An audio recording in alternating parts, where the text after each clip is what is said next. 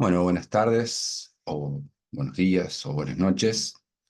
Em, lo que vamos a hacer ahora, aparte de poner a grabar también en formato de audio, lo que vamos a hacer es dar algunos indicios, los últimos, digamos, ¿no? Que nos faltaban en la unidad 5, trabajando sobre el concepto de justicia, y habíamos establecido como el marco para la discusión o para dar eh, algunos puntos que nos parecen interesantes reflexionar sobre dos grandes posiciones en torno a la reflexión sobre lo justo. Y lo planteamos en estos términos, sobre cómo debe estar la justicia, digamos, ¿no? Habíamos hablado de la imagen de la justicia como una figura o enceguecida, digamos, ¿no? Con una cinta, digamos, sobre sus ojos, o con los ojos bien abiertos, digamos, ¿no? Había muchos indicios en esas imágenes, decíamos, para pensar quién, quién la venda la justicia, ¿no? Para que no vea qué cosa. No es tan lineal, digamos, esa expresión de que la justicia es ciega para enjuiciar por igual.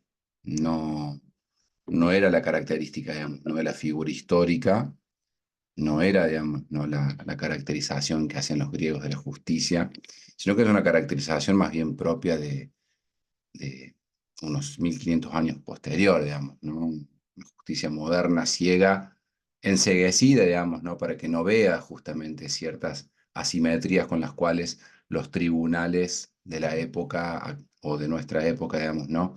Dirimen ciertas cuestiones.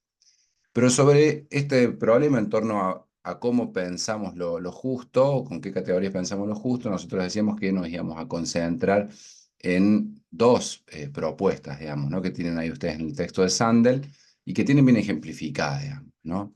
Uno es el utilitarismo y la otra es la concordancia o la teleología en torno, digamos, ¿no? A la filosofía de Aristóteles. Y ahí decíamos que íbamos a estructurar esta discusión sobre la justicia a partir básicamente de tres grandes elementos, digamos, ¿no? A el trato entre los individuos, ¿sí? Porque decíamos, si recuerdan un poquito hacia atrás, decíamos esto, digamos, ¿no? ¿A qué se refiere el concepto de justicia? Tres elementos, dijimos. El trato entre los individuos, a qué debería ser la ley y a cómo organizar la sociedad. Esas son tres preguntas, digamos, ¿no? Que atraviesan inevitablemente, digamos, ¿no? Cualquier teoría normativa que se pretenda o que se proponga dar algún tipo de respuesta, digamos, ¿no? A cómo debe estar la justicia.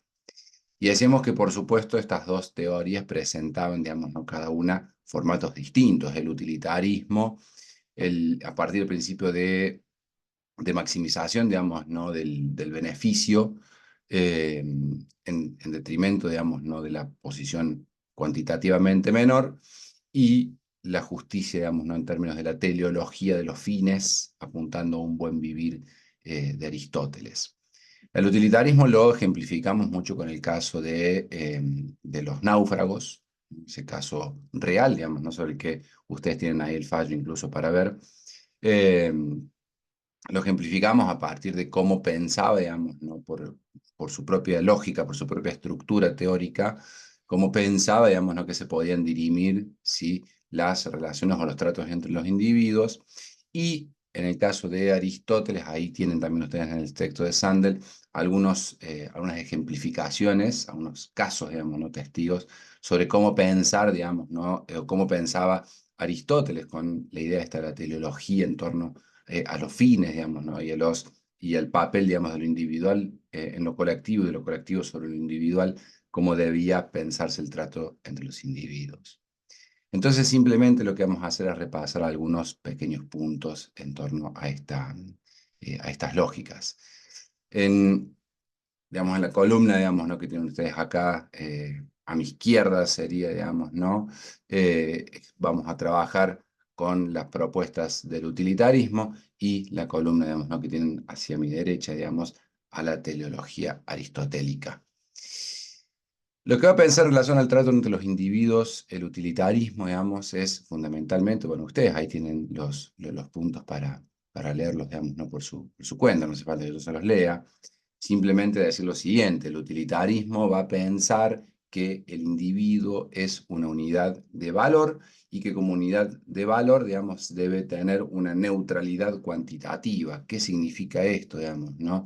Que los números son neutros, ¿sí? Por lo tanto, no hay un análisis de los fines en el utilitarismo, digamos, ¿no? En tanto no haya, digamos, un perjuicio directo, digamos, a un otro. Pero el problema es que en esa evitar perjuicios, digamos, ¿no?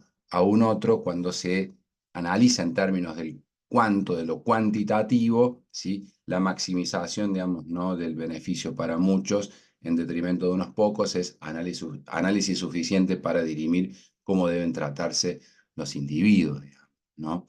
El problema es que las necesidades y los beneficios que se ponen, digamos, ¿no? en la balanza, digámoslo así, de la justicia, suponen un trato utilitario toda vez que, ¿sí? El otro, digamos, o lo otro es visto como un medio para un fin, digamos, ¿no? Es decir, lo otro que está del otro lado de la balanza, o lo otro como otro número, ¿sí? En relación a lo útil para mí, individuo, digamos, ¿no? En la balanza de medios fines, en la balanza, digamos, ¿no? Sobre lo que debería estar ocurriendo, si ese ocurrir favorece al número mayor de individuos, bueno, es elemento suficiente para dirimir la justicia, digamos, ¿no? De los actos. La absoluta libertad, si no perjudica a otro, significa, digamos, esto, digamos, ¿no? Que la estructura del análisis sobre lo justo, ¿sí? Supone que el individuo es absolutamente libre de decidir sobre sus recursos, sobre sus elementos, digamos, ¿no? Que tiene en en su análisis, en su medio. Es absolutamente libre e independiente de cualquier otro individuo, digamos, ¿no? Para tomar las decisiones que así le parezcan, sin, digamos, que ello, por supuesto, suponga a priori un perjuicio, digamos, ¿no? A otros, lo cual veremos tiene también algunos límites. Sintéticamente, también para el caso de Aristóteles, cuando va a pensar, digamos, el trato entre los individuos, acá le va a poner, digamos, no, nombre, nominación a esos individuos. Y así, bueno, cuando hablamos de individuos, estamos hablando de individuos ubicados en un entorno más amplio. Para Aristóteles, digamos, no todo individuo es un individuo en relación de lenguaje, en relación con la polis, digamos, ¿no? En relación siempre con otros, con otras, con otredades, digamos, ¿no? Y esa relación ya supone siempre, por lógica para Aristóteles, un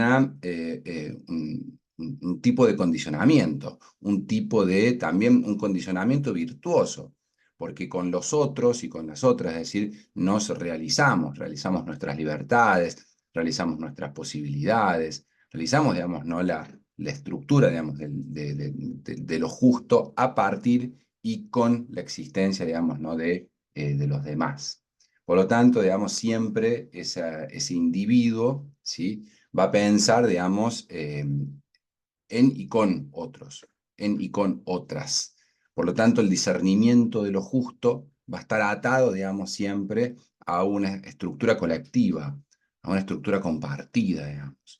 Y por lo tanto, hay que ser prudente, dice Aristóteles, sobre cómo desarrollamos nuestras acciones, sobre cómo pensamos nuestros fines, porque están afectados por otros y vamos a afectar a otros. Por lo tanto, eso necesita una deliberación, dice Aristóteles. La maximización de la utilidad para el individuo atomizado para Aristóteles es un acto de locura, es un acto absurdo, porque no se puede pensar el individuo atomizado sin la estructura que lo genera, sin el lenguaje, sin los usos y costumbres, sin la cultura. Por lo tanto, todo individuo siempre, como veíamos, ¿no? Anteriormente con el concepto de ideología, es una estructura de arrastre. Arrastramos cosas, ¿sí? Arrastramos. No se puede ser neutral en relación a los fines, dice Aristóteles, porque los fines individuales suponen también afectaciones a fines de otros individuos y por lo tanto afectaciones a fines colectivos.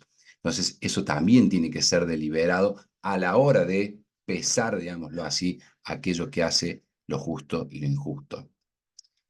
El otro elemento que decíamos que afecta ¿sí? Al concepto de justicia es ¿qué debería ser la ley? ¿No? Bueno, ¿qué debería ser la ley para el utilitarismo? Bueno, el utilitarismo supone que no hay ningún derecho natural, es decir, nada hace, digamos, ¿no? a un individuo sujeto de derechos, ¿sí? que no sea aquello que contrata o que intercambia para generarse derechos, digamos, ¿no? Por lo tanto, lo que va a estar todo el tiempo, digamos, ¿no? en discusión sobre qué debería ser la ley, es la valoración de las consecuencias para el individuo. Es decir, es el individuo, digamos, ¿no?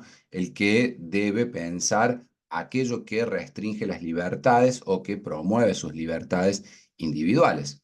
Lo cual, como dice ahí, supone una abstracción. ¿Qué es una abstracción? Bueno, supone, digamos, ¿no? que nada interviene, digamos, ¿no? en la decisión individual y que nada interviene, digamos, ¿no? en las consecuencias sobre otros individuos o sobre mis propias decisiones, digamos, ¿no? Si yo pienso que la libertad individual mía no está restringida, si yo pienso que puedo deshacerme, digamos, ¿no? de las restricciones individuales, tanto para tomar las decisiones como para las consecuencias de mis decisiones, ¿sí? Bueno, estoy abstrayendo, digamos, ¿no? valoraciones más amplias, digamos, ¿no?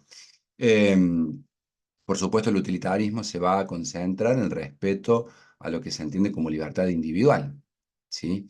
Ese privilegio, digamos, a la libertad individual supone también, digamos, ¿no? que el derecho, ¿sí? El derecho moral individual, ¿sí? supone directamente una apropiación jurídica de lo individual. ¿Qué significa esto, básicamente? Significa que todo elemento que yo identifique como afectando mis libertades individuales, tengo el derecho jurídico de que sea, digamos, no supuesto como una afectación a esa justicia, digamos, ¿no? que se me debe porque se me está afectando individualmente mi decisión. Pero lo central, por lo menos acá en lo que nosotros queremos remarcar ahora, es esta, por un lado, objetivación que supone, digamos, ¿no? el utilitarismo a las libertades, a la libertad en términos individuales, es decir, se objetiva el individuo, una unidad de valor, es un individuo, y allí habrá que medir qué lo afecta y qué no, digamos, en relación a sus libertades individuales, y también, digamos, ¿no? al despojo de ese individuo de derechos naturales, es decir, no hay o no habría, digamos, ¿no? en el individuo ningún elemento que le haga tener derechos solo por existir, digamos, ¿no? Los derechos debe contratarlos, debe entrar en un contrato, digamos, ¿no? para que le sean reconocidos o para reconocer derechos. Si no, no hay, digamos, no ninguna matriz en la persona humana, digamos, ¿no? que habilite pensar, por ejemplo, digamos, ¿no? en los derechos humanos, ¿sí? Aristóteles va a entender, digamos, ¿no? que la ley está atada, digamos, ¿no? a una teleología, hemos dicho, digamos, ¿no? Una teleología son ciertos fines. La ley, dice Aristóteles, ¿sí? supone que se debe dar a cada cual lo que corresponde. A cada cual lo que corresponde, por supuesto que es un gran problema. Bueno, ¿qué le corresponde a cada cual, digamos, ¿no? Aristóteles dice, bueno, los sujetos, los individuos, desarrollamos virtudes, ¿sí? A partir de ciertas lógicas intrínsecas, propias, digamos, ¿no? De dónde estamos los individuos en el mundo y a cómo participamos o no en ese mundo. ¿Qué significa esto, digamos, no? Aristóteles creía, por supuesto, que había, que los méritos estaban atados al lugar, digamos, que ocupaban ciertos sujetos, a ciertas estructuras naturales, ¿sí? Por ejemplo, la sexualidad, digamos, ¿no? Em, o a las posiciones sociales. Lo cual también, digamos, no es, tiene que servir como para tensionarnos, porque Aristóteles pensaba que había como lugares fijos. Bueno, si eras ciudadano, digamos, no tenías derechos, si no eras ciudadano no los tenías, el mérito era ser ciudadano, ¿no? El mérito era de ser varón, el mérito era no ser esclavo, digamos, ¿no? Es decir, había cierta virtud intrínseca a esos lugares que se ocupaban y por lo tanto desde allí cada cual, digamos, ¿no? tenía ciertos fines o cierto papel que cumplir, digamos, ¿no? en relación a las virtudes. Em, por supuesto que en el marco de la polis, decía Aristóteles, no obstante, sí se podía ejercer, digamos, ¿no? Una deliberación en torno al bien común. Y esto es, para mí, absolutamente central, digamos, ¿no? ¿Por qué? Porque en la lógica de Aristóteles, la ley no puede ser nunca ciega, ¿no? La ceguera no es criterio de lo justo, como dice ahí abajo. ¿Qué significa esto? Bueno, deliberar el bien común, deliberar lo que es, digamos, ¿no? Lo común y cómo se alcanza, supone, digamos, poner en tensión justamente los deseos individuales y las acciones individuales, así como los deseos de los fines colectivos y las acciones de lo colectivo para alcanzar el bien común, digamos, ¿no? Por lo tanto, ¿qué supone esto? Supone, digamos, en nuestra lectura una superación del utilitarismo, en tanto se propone la discusión sobre aquello que es el bien común y cómo alcanzar ese bien común. El problema de Aristóteles está en otro lado, ya lo vamos a ver. Pero es muy importante dejar en claro lo siguiente, digamos, ¿no? No hay, digamos, un consentimiento absoluto, digamos, ¿no? Para Aristóteles sobre el lugar del individuo ni sobre el lugar de los fines. Sí hay fines y estos deben ser deliberados, ¿no? Es decir, no sabemos qué es el fin. Para Aristóteles el fin es el buen vivir, pero no se sabe cómo se vive bien. El fin para Aristóteles es la felicidad, pero la felicidad no tiene, digamos, ¿no? Un nombre, ni un lugar, digamos, ¿no? Ni un horizonte definitivo. Son cuestiones que deben ser discutidas en términos de lo común, es decir, cómo hacemos para que la felicidad sea común, cómo hacemos, digamos, ¿no? Para alcanzar una felicidad que sea común para los individuos y para el colectivo, para que nadie quede afuera, digámoslo así. El problema de Aristóteles va a ser, no obstante, que, como decíamos, parte de cierta idea como substancialista del mérito, digamos, ¿no? En función del lugar en el que se ha nacido. Pero ya voy a ir a eso. El tercer punto sobre cómo organizar la sociedad, digamos, ¿no? Porque el utilitarismo y la teleología aristotélica, de un modo u otro, están pensando, digamos, ¿no? En cómo organizar la sociedad, ¿sí? Em, para el utilitarismo, ¿sí? La maximización de la felicidad es el criterio, digamos, ¿no? Con el cual se organiza la sociedad. O sea, la maximización de la felicidad tiene que ver, digamos, ¿no? Con esa opción mayoritaria. Lo cual, digamos, ¿no? También puede ser un problema, porque, bueno, ¿qué es lo que hace, digamos, ¿no? Más feliz a la mayor cantidad de personas, digamos, ¿no? Bueno, y ahí lo dice Sandel, bueno, lo que hacía que los felices a los romanos, digamos, ¿no? En su momento era tirar a los cristianos, digamos, ¿no? De la época al Coliseo, digamos, ¿no? Para que se lo comieran los tigres, qué sé yo, ¿no? Pero el problema, digamos, es que si uno no analiza eh, cómo se da esa distribución eficiente que dice ahí de la maximización de la felicidad sobre la infelicidad, digamos, ¿no? Si uno no piensa, digamos, que la garantía del bien individual, digamos, ¿no? Sobre el bienestar general, digamos, ¿no? Supone la exclusión o puede suponer la exclusión de minorías, ¿sí? Bueno, hay que pensar o repensar, digamos, ¿no? Los argumentos. Como la sociedad no existe para el utilitarismo, digamos, ¿no? Lo que existe es el individuo, y el individuo, digamos, se cuenta de a uno, ¿sí? La maximización de esos unos en términos, digamos, ¿no? de su felicidad es, ¿no? Acto suficiente, es enunciado suficiente para determinar que ciertos criterios o ciertos actos son justos porque son para la mayoría justos.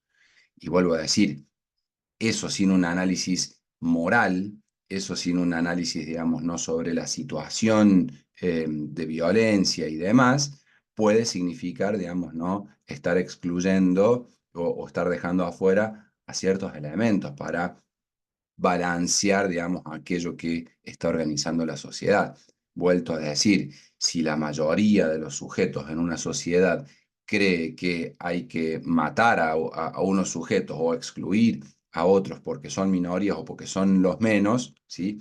Para el utilitarismo, digamos, ¿no? Como la estructura es cuantitativa, como la estructura es cuantitativa y es la maximización, digamos, ¿no? De la felicidad de la mayoría, ¿sí? Bueno, es sería criterio suficiente, digamos, ¿no? En términos abstractos, sería criterio suficiente para determinar la justeza de esa organización social. Lo cual, vuelvo a decir, desde otras perspectivas, digamos, es y debe ser, creo, tensionado, digamos, ¿no? En el caso de Aristóteles, digamos, ¿no? La ciudadanía, ¿sí? El concepto, digamos, de sociedad está en el corazón, digamos, ¿no? De la concepción del ser humano como son político, ¿sí? Es decir, como animal social, digamos. Lo político tiene que ver, digamos, allí con un sujeto, digamos, que está participando necesariamente en un contexto donde hay lenguaje, donde hay vida común, ¿sí? Donde hay, digamos, entramados que exceden los números, digamos, así, ¿no? Hay órdenes, como es ahí, hay significados, hay fines y hay propósitos, y eso está tramado, digamos, en nuestras vidas. Bueno, la cuestión es cómo hacer con eso, digamos, ¿no? Una vida buena, cómo hacer con eso una vida digna, cómo hacer con eso, digamos, un buen vivir, dice Aristóteles, digamos, ¿no? Bueno, por lo tanto, esto introduce una complejidad mayor, Aristóteles introduce una complejidad mayor para pensar la justicia, porque introduce, digamos, no la dimensión moral, introduce, digamos, no la dimensión de la felicidad en una dinámica, digamos, entre lo individual y lo colectivo, que debe rediscutir, digamos, no permanentemente, o que debería rediscutir permanentemente esos órdenes, esos significados, esos fines y esos propósitos, ¿sí? Para reorientar, digamos, ¿no? La vida al buen vivir, a la vida buena, digamos, ¿no? Por lo tanto, admite, digamos, ¿no? La resignificación.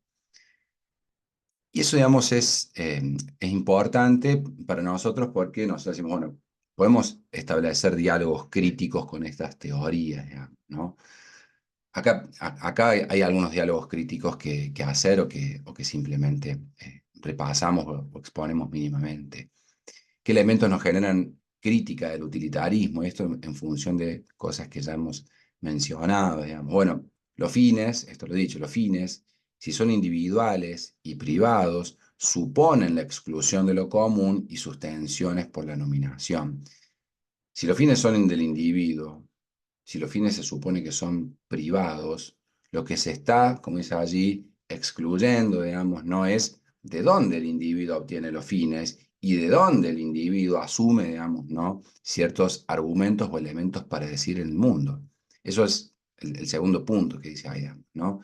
Se asume entonces que el individuo está absolutamente ajeno, digamos, ¿no? A un sistema de necesidades que está allí en las culturas, que está allí en nuestro lenguaje, que está allí en el sentido común, como hemos visto, ¿no?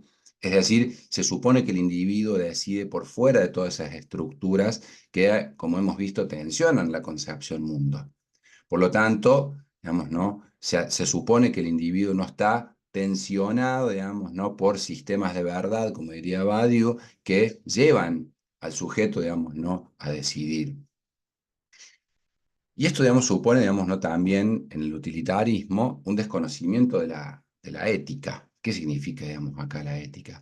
La ética significa entendernos, digamos, ¿no? Como intersubjetividades.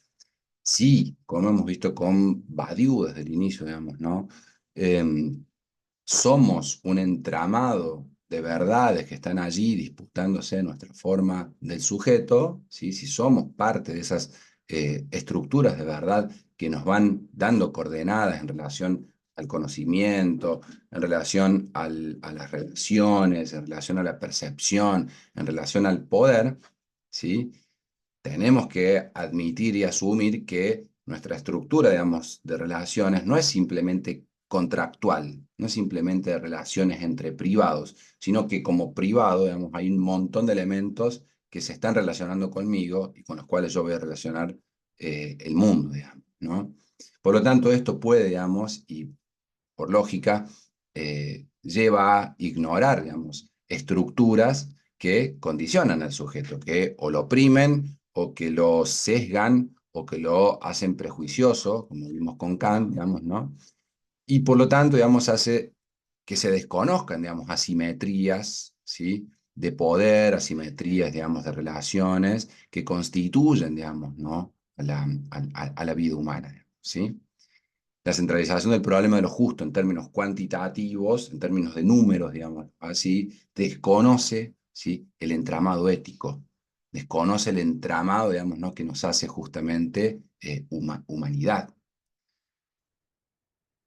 Pero hay entonces una posición absoluta sobre lo justo. ¿Está bien Aristóteles? Entonces, no, también hay elementos allí que repensar, digamos, ¿no? Con Badiou decíamos esto, ¿no? La filosofía es una práctica de pensamiento, ¿sí?, que se organiza a partir de condiciones de verdad. La filosofía no produce verdades, toma verdades, digamos, ¿no?, de otros enunciadores de verdad para reflexionarlas.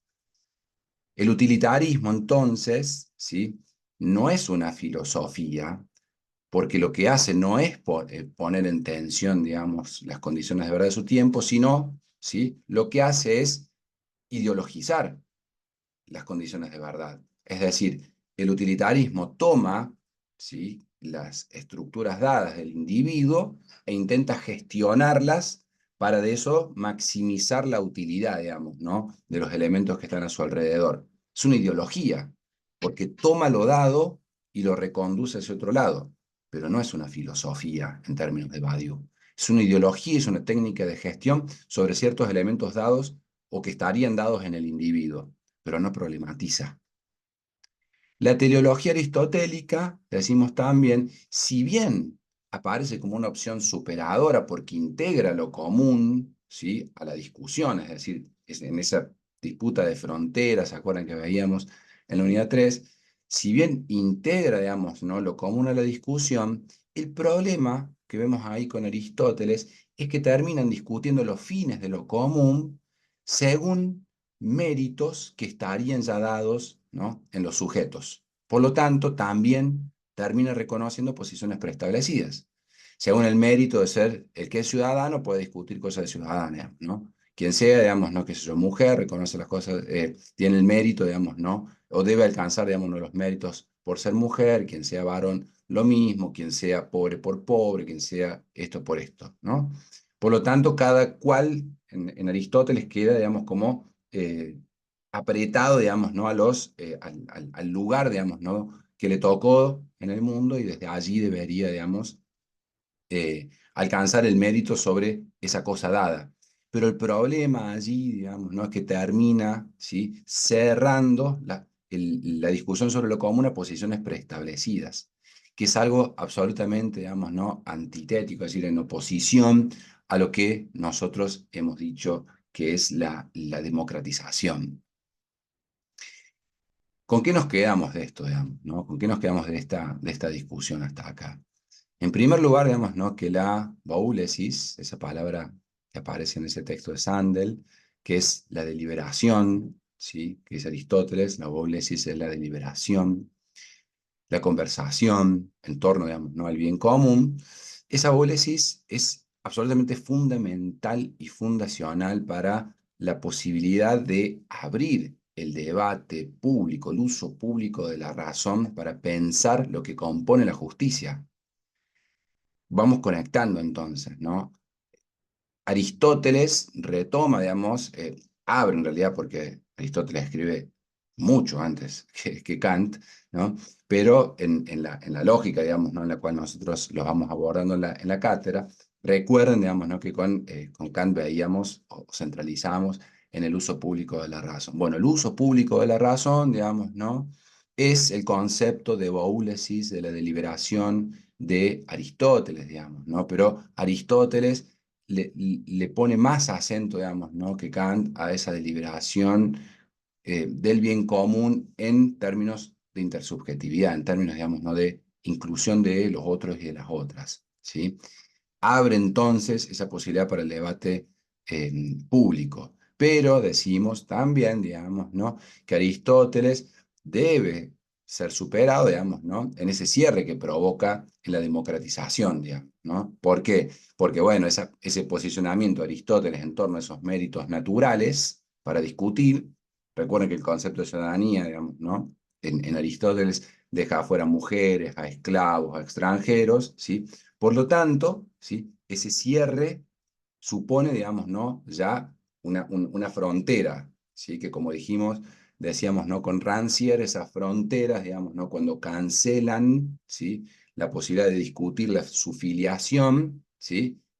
No emancipan, no democratizan, ¿sí? Pero la única forma de democratizar esas fronteras, ¿sí? Es ese espacio deliberativo que decíamos con Aristóteles. Es decir, Aristóteles no fue todo lo aristotélico que podría haber sido, ¿no? Pero bueno, era parte de su tiempo. Pero deja abierta, digamos, esa ventana, ¿sí? Para que, digamos, ¿no? La deliberación en torno a las fronteras y la lucha en torno a las fronteras logre o permite, digamos, ¿no? Que irrumpa la democratización, digamos, que en todo caso emancipa o emancipe de esos criterios de filiación. Entonces, allí, digamos, ¿no? Lo que dice Aristóteles abre lo público a la deliberación, pero la justicia emancipatoria, es decir, democratizadora, comienza cuando quienes estaban fuera de la escena, quienes estaban fuera de las fronteras, digamos, irrumpen como nuevos interlocutores. ¿Por qué irrumpen las mujeres como nuevos interlocutores, los esclavos o los extranjeros? ¿Porque los invitan a discutir? No, porque abren la frontera en la disputa, en la lucha por esas fronteras se abren. La justicia, digamos, ¿no? Que enceguecida, digamos, solo miraba una parte, ¿sí? La justicia que solo queda clausurada a observar o los números o los méritos naturales, ¿sí? Cuando se democratiza, ¿sí? Rompe, digamos, aquello que la enceguecía, ¿no? Ese es el trabajo de la democratización de lo justo. Algunas preguntas que nos van quedando, bueno, siempre quedan muchas, ¿no? En torno a la justicia es pensar si puede haber imparcialidad, si no se reconocen desigualdades previas. ¿Puede la justicia ser imparcial si no se reconocen desigualdades previas? ¿Se puede defender una justicia que no ve el color, el género o la clase social de las personas? ¿Es lo mismo tratar igual a todos o a todas que ser justo? ¿Qué pasa, digamos, ¿no? Si alguien no puede acceder, digamos, ¿no? A un espacio porque no tiene una rampa? ¿Se lo trata igual? ¿Qué pasa si alguien no puede acceder a un trabajo por ser mujer o por ser de otro tono de piel? Entonces, no es lo mismo la igualación, digamos, ¿no? Que la justicia. No es trato igual en la ley, igual a la justicia, ¿no? Como decíamos alguna vez citando a Anatole France, las leyes prohíben por igual a los pobres y a los ricos dormir abajo de los puentes, pero solo los pobres insisten en hacerlo, dice cínicamente, obviamente, jugando con los términos France. Eh, Bueno, pensar también, digamos, ¿no? Si, que cuando la evaluación por méritos desconoce las asimetrías del sujeto, es decir, bueno, esto evaluar por méritos, a ver quién llega y quién no. Bueno, si llega, ha hecho mérito suficiente, por lo tanto, hay que premiarlo. Ojo con los méritos o la suposición meritocrática, digamos, ¿no? Y los desconocimientos que ello supone. Ojo con creer que la justicia es una cuestión de superación individual, digamos, ¿no? De aquello que me hace más o menos libre. Hay muchos otros elementos condicionando las verdades de los sujetos, hay muchos otros elementos condicionando el uso público de la razón, ¿no? Cuando los fines fijan lugares para los sujetos, también es algo que hay que repensar siempre, ¿no? Los fines tramados en las ideologías, sea en el utilitarismo, sea en el libertarismo, sea en en cualquier otra de las teorías que hemos visto, los fines también suponen, digamos, ¿no? Apropiaciones de lo justo, ¿no? Lo mismo que la neutralidad. ¿Sí? Lo mismo que la suposición de que la justicia debe ser ciega, digamos, ¿no? Y que la balanza de la justicia es siempre equitativa. La neutralidad, digamos, ¿no? Muchas veces se vuelve complicidad en torno a injusticias, digamos, ¿no? Que tienen que ver con cómo se ha construido, digamos, un sistema de verdades, injusticias en torno a cómo se han construido sistemas que dirimen lo que es libre o lo que es justo, ¿sí? Bueno, esto era simplemente algunos elementos más para agregar o para sumar, digamos, ¿no? a la discusión sobre la justicia que ya venimos dando. Con esto es simplemente darles un poco de cierre a la unidad número 5, que se estructura como hemos dicho, digamos, ¿no? Se estructura básicamente en la contraposición, digamos, entre estas dos teorías, en la demostración o intento de demostración de sus límites, en la conceptualización, en la no asunción, digamos, no de verdades absolutas en torno a lo justo, en la problematización, justamente en torno a si una u otra posición democratizan o no, y hasta qué punto o no, ¿sí? La posibilidad de rediscutir, ¿sí? Las condiciones de verdad que hacen o que harían a un sistema de justicia. Bueno, de mi parte, esto es todo. Les recomiendo, por supuesto, que lean los textos, no dejen de leerlos, no dejen de consultar si hace falta, no dejen de hacer las preguntas que tengan para hacer y bueno, nada, a leer. Adiós.